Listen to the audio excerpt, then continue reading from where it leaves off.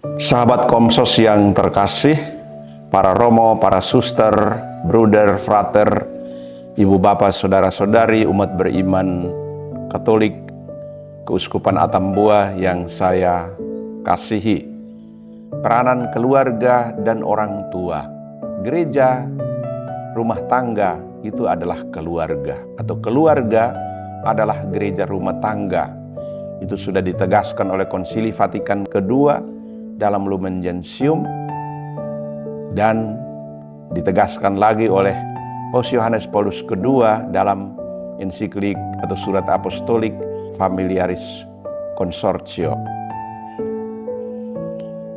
Yang kedua, bahwa keluarga adalah tempat pertama iman dihidupi dan diteruskan. Hal ini ditegaskan oleh Paus Fransiskus dalam surat apostolik Desiderio Desideravi. Dan yang ketiga, keluarga adalah sekolah pertama. Gereja yakin bahwa orang tua adalah guru-guru yang pertama, pendidik pertama. Mereka lah yang harus mendidik terlebih dahulu anak-anak yang dikaruniakan oleh Tuhan dalam keluarga itu. Dan akhirnya dalam Gaudium et Spes, gereja menyadari bahwa keluarga juga adalah seminari pertama. Dan juga selain itu, ada juga nilai-nilai kemanusiaan yang perlu diajar oleh orang tua. Manakah nilai-nilai kemanusiaan yang perlu diajar kepada anak-anak? Pertama ialah kebiasaan berkumpul, bahwa gereja kita terbentuk karena ada koinonia, ada persekutuan. Maka kebiasaan berkumpul umat beriman, kebiasaan berkumpul anak-anak perlu dibiasakan.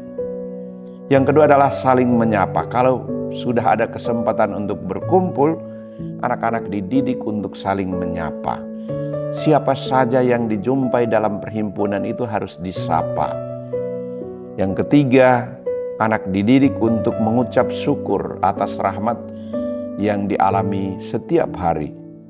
Yang keempat, anak-anak juga perlu dididik untuk meminta maaf atau untuk memberi maaf apabila dia disakiti. Yang kelima, anak mengalami kebersamaan. Setelah berkumpul bersama-sama, anak-anak perlu mengalami bagaimana hidup bersama. Tentu ada rupa-rupa sifat, rupa-rupa perilaku yang harus dididik supaya anak-anak bisa terima satu sama lain. Dan yang terakhir ialah pada waktu perhimpunan bersama anak-anak itu mereka belajar untuk mendengarkan. Inilah nilai-nilai kemanusiaan yang perlu diajar oleh orang tua kepada anak-anak.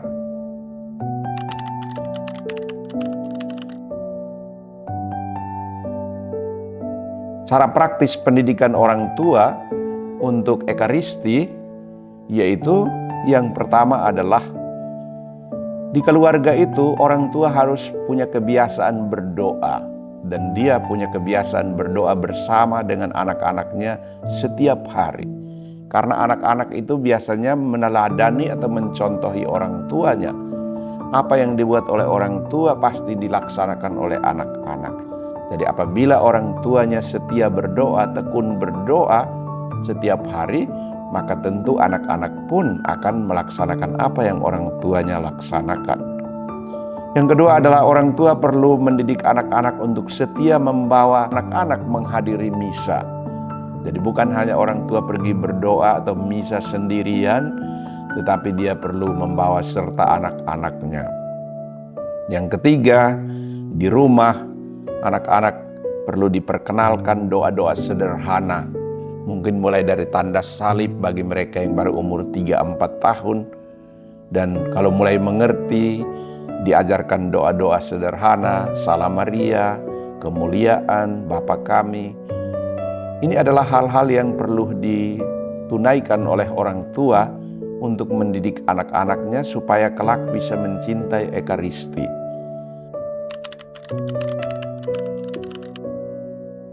Orang tua perlu menjadi saksi bagi anak-anak. Kesaksiannya bukan hanya dalam bentuk setia berdoa, tekun berdoa, setia membaca kitab suci dan tekun membaca kitab suci, tetapi dia juga harus menjadi saksi dalam perbuatan yang baik, perkataan yang santun, dan melaksanakan pekerjaan-pekerjaan yang berguna baik untuk diri sendiri, untuk keluarga, dan juga untuk banyak orang. KATV. Terang Sabda di Tapal Batas.